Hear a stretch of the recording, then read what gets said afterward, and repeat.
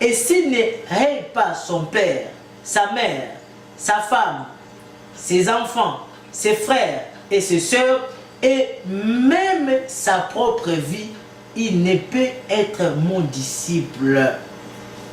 Matthieu 10, 37. Matthieu 10, 37, il dit ceci. Maintenant, vous allez comprendre ça bien à partir de Matthieu 10, 37. Vous allez comprendre ce qui s'était arrivé avec Abraham. Il dit, Matthieu 10, 37, il dit ceci. Celui qui aime son père ou sa mère plus que moi n'est pas digne de moi. Et celui qui aime son fils ou sa fille plus que moi n'est pas digne de moi. Celui qui ne prend pas sa croix et ne me suit pas n'est pas digne de moi.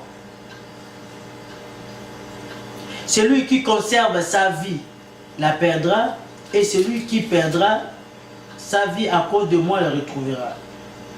Alors, il dit encore ici,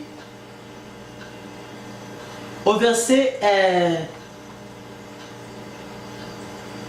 35, un peu en haut, à 35, je suis dans Matthieu toujours 10, 35, il dit ceci.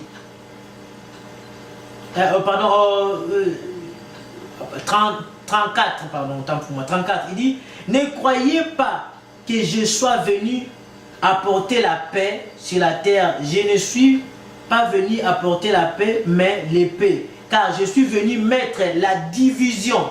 Vous comprenez? Verset 35, il dit, car je suis venu mettre la division entre l'homme et son père, entre la fille et sa mère, entre la belle-fille et sa belle-mère. Et l'homme aura pour ennemi les gens de sa maison. Comprenez que cette écriture, nous le voyons chez Abraham. Abraham, qui Dieu le Seigneur voulait l'appeler et lui dit de faire quoi? De quitter. Est-ce que vous comprenez? L'appel qu'il a reçu lui fait allusion de quitter, de se séparer. Pourquoi? Parce que ce qu'il faisait, ce qui s'est passé dans leur maison, dans le pays, dans le trou où ils étaient, c'était pas agréable au Seigneur. Et puis le Seigneur voulait commencer une nation avec Abraham, voulait commencer une postérité avec Abraham où il devait faire éclater sa gloire et faire voir sa puissance au monde ou sur toute la terre. Voilà pourquoi il a choisi Abraham pour le faire acheminer ces choses. De même, quand nous acceptons Yeshua dans nos vies comme Seigneur Sauveur, qu'est-ce qui va se passer? Si tes parents étaient des musulmans, si tes parents étaient des bouddhistes, ou bien si tes parents étaient des païens, des gens qui pratiquent, qui font aussi d'autres choses, de mauvaises choses, sache que quand toi tu reçois la vraie parole en toi, la première chose c'est quoi? C'est que la division vient de se faire. La séparation va se faire. Ton père va vouloir que tu puisses aller faire des choses comme lui, adorer comme lui ou pratiquer les choses comme lui pratique. Mais toi, puisque tu viens de recevoir la parole du Seigneur, tu vas vouloir maintenant faire comme les seigneurs. Tu vas vouloir maintenant faire comme la Bible te demande de faire. Et du coup, vous n'allez pas vous attendre. Et la division qui s'installe.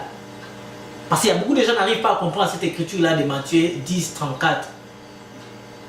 C'est ça. C'est de la division dans ce sens. Parce que celui-ci cherchera à marcher à gauche, moi je marcherai à droite. Parce que j'ai reçu la parole du Seigneur, je ne marche plus selon moi, mais selon la parole du Seigneur. C'est ça.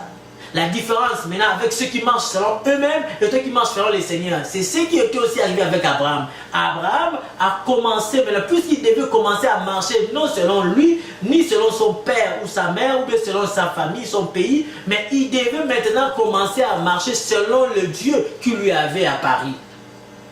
Selon ce que le Dieu là lui dira. Voilà pourquoi on dit qu'Abraham est parti et à travers cet homme, il y a eu la méthode de circoncision, tout ça là. Donc bref, bien aimé, on peut appeler Abraham père des circoncis, oui.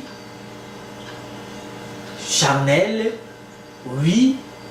Parce que si aujourd'hui les Juifs se font circoncis, c'est parce que c'est à travers Abraham et c'est lui qui l'a commencé.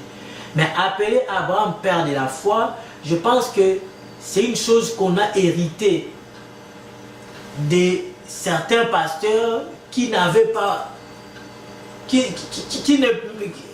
en fait, je ne sais pas comment dire, en fait, de certains pasteurs qui n'ont pas prouvé cela. Déjà, un noir sur blanc, nous ne le trouverons jamais dans les Écritures où on dit qu'Abraham est le père de la foi. Mais comme je viens d'expliquer tantôt, nous trouvons qu'Abraham est le père, Abraham est le patriarche, oui, des Juifs, mais Abraham lui-même, il a eu la foi en Dieu. Cela ne veut pas dire qu'il n'était même pas aussi le premier ou la première personne à avoir la foi en Dieu. Et il y en a eu avant lui.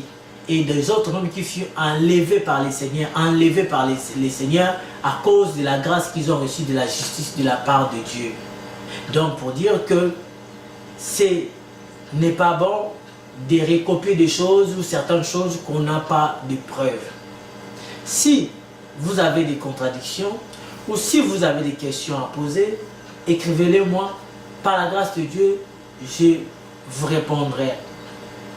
Alors si vous voulez aussi me dire que oui, il y a telle écriture, à tel endroit qui dit qu'Abraham est le père de la foi, donne-le-moi. Il suffit de lire et de comprendre, je dirais Amen. Et la gloire sera à notre Seigneur. Soyez bénis, bien-aimés dans le Seigneur, que la paix de notre Seigneur Yeshua soit avec vous pour les temps que nous avions passé ensemble. Au nom du Seigneur, soyez bénis et à nous revoir dans de prochaines émissions où nous parlerons d'autres sujets. Bye.